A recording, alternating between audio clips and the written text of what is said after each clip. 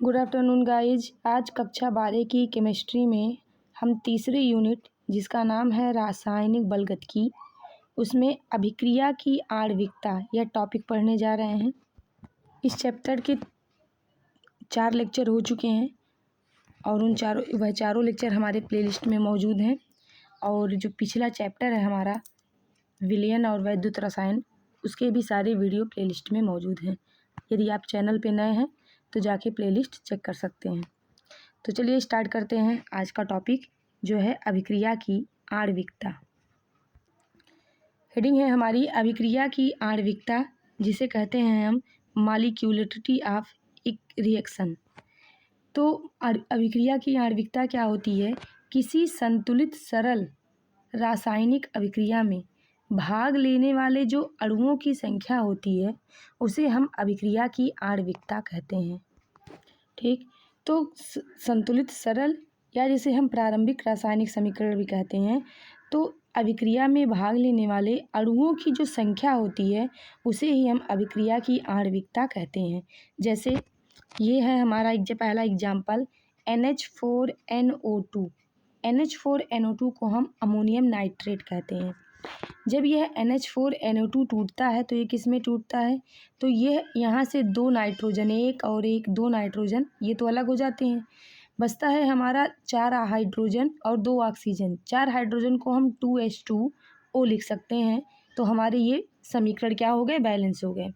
ठीक, अब यहाँ पे यह समीकरण जो है, यह अभिक्रिया जो है वो हमारी एक पदों में क्या हो रही है? संपन्न हो जा रही है। इसका मतलब यह एक सरल रासायनिक अभिक्रिया है और इसमें सारे के सारे पद क्या हैं? संतुलित भी हैं। तो यह संतुलित भी है।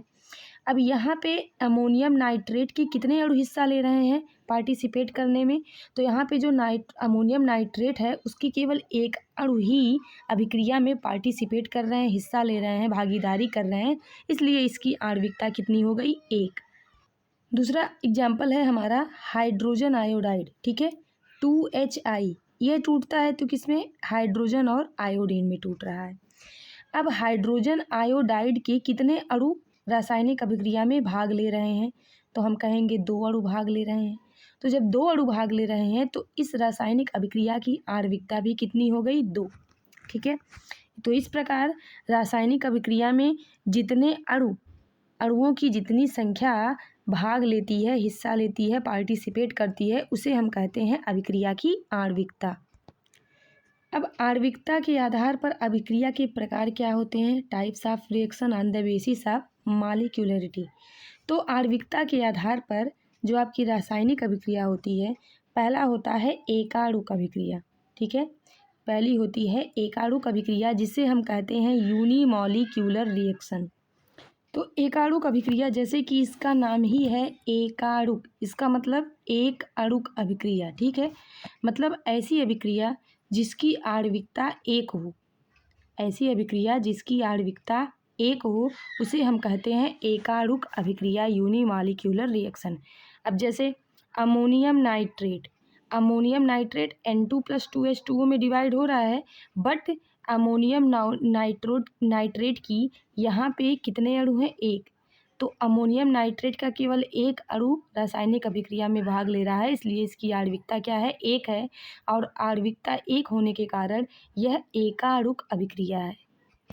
इसी प्रकार दूसरा होता है द्विअणुक अभिक्रिया, मतलब जिसकी आणविकता क्या हो? 2 हो।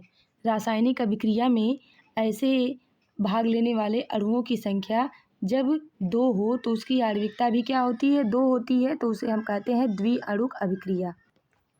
अब यहाँ पे जैसे 2HI है, अभी हमने जस्ट पहले बताया कि यहाँ पे हाइड्रोजन आयोडाइड जो है उसके कितने अणु पार्टिसिपेट कर रहे हैं? 2। तो इसकी आणविकता कितनी हो गई? 2। तो ये जो रिएक्शन है वो किसका एग्जाम्पल हुआ? द्विअणुक अभिक्रिया का। तीसरा होता है त्रिअणुक अभिक्रिया, जिसे हम कहते हैं ट्राई रिएक्शन। त्रिअणुक अभिक्रिया का मतलब ऐसी अभिक्रिया जिसकी आणविकता कितनी हो? 3 हो। तो यहाँ पे हम देखते हैं 2FeCl3 ferric chloride SnCl2 equal to 2FeCl2 + SnCl4। मतलब जब फेरिक क्लोराइड की क्रिया स्टेनस क्लोराइड के साथ हो रही है। ठीक है, अब यहाँ पे अभिकारक हमारे कितने हैं? FeCl3 है और SnCl2।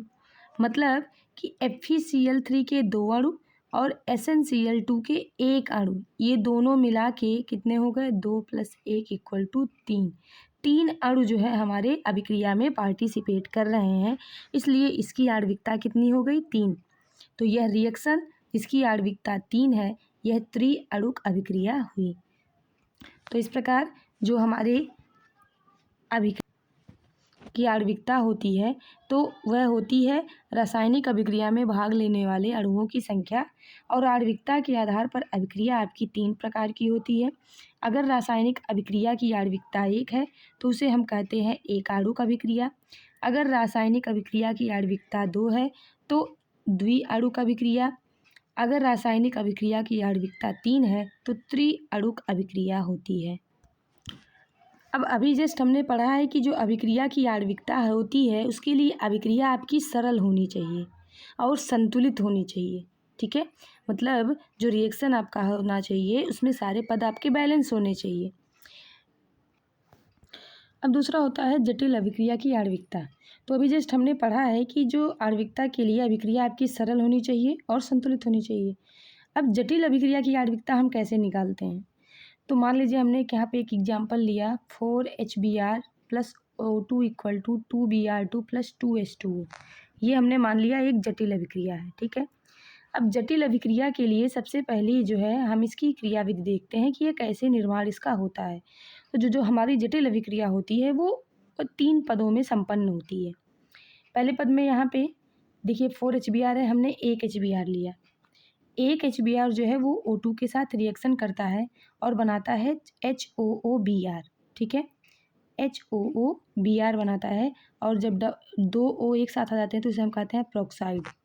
ठीक है, इसकी आणविकता देखी जाए तो यहाँ पे कितने अभिकारक के कितने अणु हैं? 1 अणु इसकी और 1 अणु इसकी। कितनी हो गई इसकी आणविकता? 2। ठीक, इसके बाद सेकेंड स्टेप में क्या होता है कि HOOBr जो है वो फिर 1 HBr से क्रिया करता है, और क्रिया करने के बाद यहाँ बनाता है 2HBrO। ठीक है, 2 हाइड्रोजन है, 2 हाइड्रोजन, 2 Br है, 2 Br और 2 ऑक्सीजन, 2HBrO बनाता है।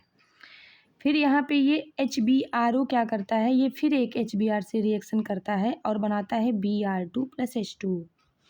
ठीक, तो इस प्रकार ये जो हमारी जटिल अभिक्रिया है ये 3 पदों में संपन्न होती है। अब अगर हम प्रत्येक की आणविकता निकालें तो इसमें पहले वाले रिएक्शन में हमारे 2 अणु पार्टिसिपेट कर रहे हैं तो इसकी आणविकता 2 हो गई। दूसरे भी रिएक्शन में देखें तो 2 अणु पार्टिसिपेट कर रहे हैं तो हमारी इसकी भी आणविकता 2 हो गई। तीसरे में देखें तो यहाँ पे भी 2 अणु पार्टिसिपेट कर रहे हैं तो इसकी भी आणविकता कितनी हो गई? 2। अब अगर आप ये कहें कि जटिल अभिक्रिया की आणविकता तीनों को हम जोड़ के 2 2 2 4 2 6 कर दें तो ये गलत है, क्योंकि आपकी जो आणविकता के आधार पर जो अभिक्रिया है वो केवल 3 ही टाइप की होती है।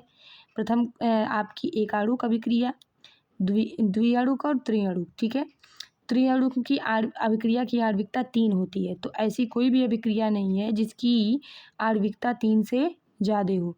ठीक है, इसलिए इसकी ये जो आपकी अभिक्रिया है ये 2 ही आणविकता वाली अभिक्रिया है, 6 आणविकता की नहीं है।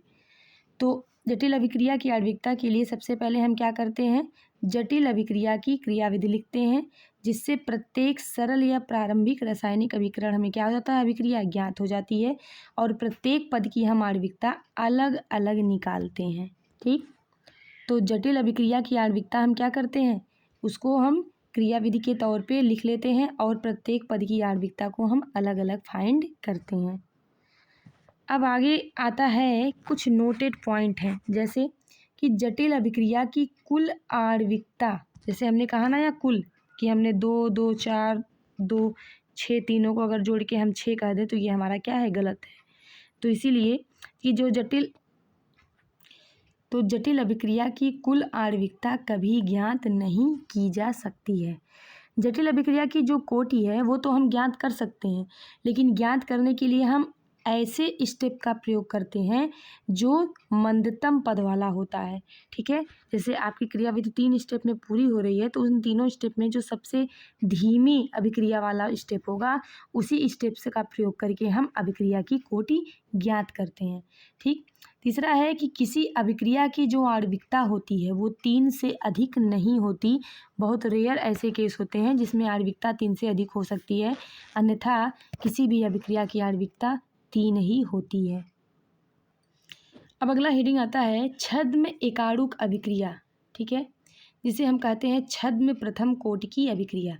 अब इसके पहले हम ये समझ लेते हैं कि छद्म आणविक अभिक्रिया क्या होती है। तो देखो, छद्म को हम आभासी भी कहते हैं। ठीक है, छद्म, इसको हम आभासी भी कहते हैं। तो जो छद्म अभिक्रियाएं होती हैं, छद्म आणविक अभिक्रियाएं, वो ऐसी रासायनिक अभिक्रियाएं होती हैं जिनकी कोटि और आणविकता का मान, आणविकता का जो मान होता है, मतलब उस अभिक्रिया की कोटि और उसकी आणविकता का मान दोनों समान नहीं होता, ऐसी अभिक्रियाएं आभासी या छद्म आणविक अभिक्रियाएं कहलाती हैं। ठीक, अब छद्म एकाणुक अभिक्रिया क्या होती है, जिसे हम छद्म प्रथम कोटि की अभिक्रिया भी कह सकते हैं। तो जो छद्म एकाणुक अभिक्रिया होती है उसे हम, ऐसी अभिक्रिया होती है जिनकी कोटि एक हो, जिनकी जो कोटि हो वो एक हो, परंतु आणविकता उसकी 1 से अधिक, मतलब 2 या 2 से अधिक हो सकती है। ठीक है, ऐसी रासायनिक अभिक्रिया जिसकी कोटि तो 1 हो परंतु उसकी आणविकता क्या हो, 1 से अधिक 2 हो, मतलब 2 हो जाए, उसे हम क्या कहते हैं, छद्म एकाणुक अभिक्रिया कहते हैं। अब जैसे C12H22O11, जिसे हम क्या कहते हैं, सुक्रोज। C12H22O11 को हम सुक्रोज कहते हैं। और जब इसकी अभिक्रिया हम H2O के साथ कराते हैं, ठीक, किसके, H2SO4 की उपस्थिति में, तो हमें C6H12O6, जिसे हम क्या कहते हैं, ग्लूकोज, इसे कहते हैं हम ग्लूकोज, और C6H12O6 हमारा फ्रक्टोज प्राप्त होता है।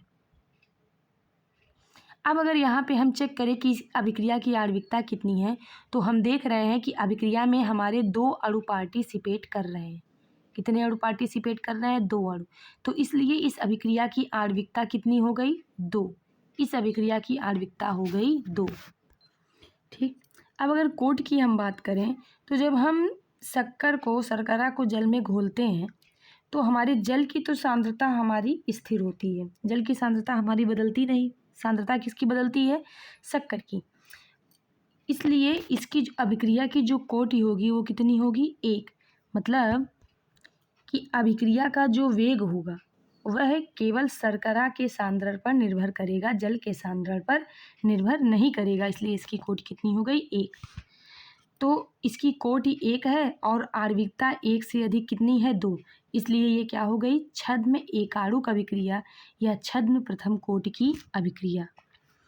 अब दूसरा एग्जाम्पल है हमारा कि CH3COO2H5, जिसे हम कहते हैं एथिल एसीटेट। ठीक, जब इस एथिल एसीटेट को हम जल में घोलते हैं, ठीक, तो ये हमारा एसिटिक अम्ल CH3COOH को क्या कहते हैं, एसिटिक अम्ल, और C2H5OH एथिल अल्कोहल में बदलता है। अब ये H2O है, H2O क्या करेगा, इन दोनों के बॉन्ड को तोड़ेगा। देखिए यहाँ पे H2O बॉन्ड को तोड़ रहा है, तो ये इसका एक हाइड्रोजन इसके साथ जुड़ेगा और इसका OH इसके साथ जुड़ जाता है, तो CH3COOH बन जाता है और C2H5OH बन जाता है। ठीक, अब यहाँ पे अगर इस अभिक्रिया की आणविकता देखें तो इसमें 2 अणु पार्टिसिपेट कर रहे हैं, इसलिए आणविकता कितनी हो गई, 2। लेकिन अभिक्रिया का जो वेग होगा वो जल के सांद्रण पर निर्भर नहीं करेगा, क्योंकि हम जल की सांद्रता को स्थिर मान लेते हैं। ठीक है, जल की सांद्रता हमको क्या मानते, स्थिर मान लेते हैं, वो बदलेगी ही नहीं। तो बचा कौन, तो बचा केवल एथिल एसीटेट। तो अभिक्रिया का वेग एथिल एसीटेट के सांद्रण पर निर्भर करेगा, इसलिए इसकी कोटि कितनी हो गई, 1। तो आपको पता है कि जिस रासायनिक अभिक्रिया की कोटि 1 और आणविकता 1 से अधिक, अब इसकी कितनी है, 2 है, तो इसे हम कहेंगे छद्म एकाणुक अभिक्रिया या छद्म प्रथम कोटि की अभिक्रिया। अब अगला टॉपिक है हमारा कोटि और आणविकता में क्या अंतर है। ठीक है, तो हमने 2 पार्ट यहाँ पे कर लिए हैं, एक तरफ कोटि है, एक तरफ आणविकता है। तो कोटि जो है उसको हम प्रयोगों द्वारा ज्ञात करते हैं। हमने कहा था कि हम अभिकारक के अणुओं की सांद्रता को प्रयोग में क्या करते हैं, बदल बदल कर देखते रहते हैं। तो कोटि को प्रयोगों द्वारा ज्ञात किया जाता है और आणविकता को हम क्रियाविधि द्वारा ज्ञात करते हैं। अभी जस्ट आपने पढ़ा है कि अगर अभिक्रिया आपकी सरल है तब तो हम तुरंत बता देंगे उसमें, बट अगर अभिक्रिया आपकी जटिल है तो सबसे पहले हम उसका क्या ज्ञात करते हैं, क्रियाविधि। ठीक है, और क्रियाविधि ज्ञात करने के बाद हर स्टेप का अलग अलग आणविकता निकालते हैं। कोटि जो है वो आपका एक प्रायोगिक मान है, जबकि आणविकता जो है यह आपका एक सैद्धांतिक मान है। इसको प्रयोगों में ज्ञात करते हैं इसलिए ये प्रायोगिक मान हो गया, और इसको हम क्या करते हैं, इक्वेशन के थ्रू अलग अलग देखते हैं, तो ये हमारा एक थ्योरेटिकल वैल्यू होती है। कोटि जो है वो 0 भी हो सकती है, भिन्नात्मक भी हो सकती है और ऋणात्मक भी हो सकती है, जबकि आणविकता हमारी ना तो शून्य होती है, ना तो भिन्नात्मक होती है और न ही ऋणात्मक होती है। अभी जस्ट आपने देखा कि आणविकता 1, 2 और 3 ही होती है। ठीक, कोटि जो होती है वो सरल और जटिल दोनों प्रकार की अभिक्रिया की ज्ञात की जा सकती है, लेकिन आणविकता जो होती है वो सरल अभिक्रिया की हम ज्ञात कर सकते हैं, जटिल अभिक्रिया की नहीं ज्ञात कर सकते, क्योंकि जटिल अभिक्रिया की को भी हमने सरल अभिक्रिया में चेंज किया है। जटिल अभिक्रिया की हम जब क्रियाविधि करते हैं तो क्रियाविधि के दौरान उस रिएक्शन को हम क्या करते हैं, 3 स्टेप में तोड़ते हैं, मतलब उसको सरल अभिक्रिया बनाते हैं, फिर उसकी आणविकता हम ज्ञात करते हैं। तो इस तरह से आणविकता जो है वो केवल सरल अभिक्रिया की ही ज्ञात की जा सकती है।